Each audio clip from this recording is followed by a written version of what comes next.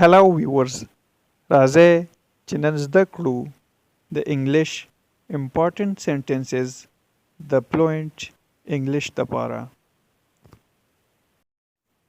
sentence دی get out of my sight get out of my sight زما له نظره لرې شه what do you mean معنی ده مطلب What do you mean?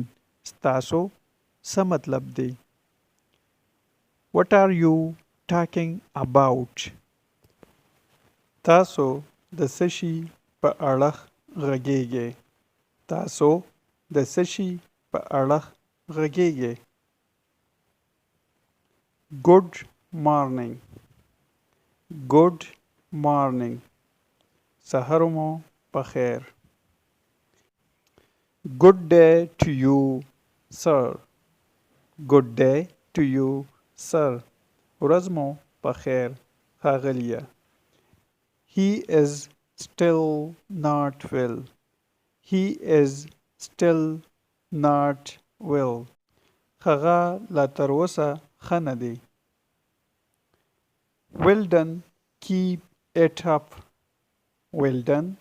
Keep it up. ډیر ښه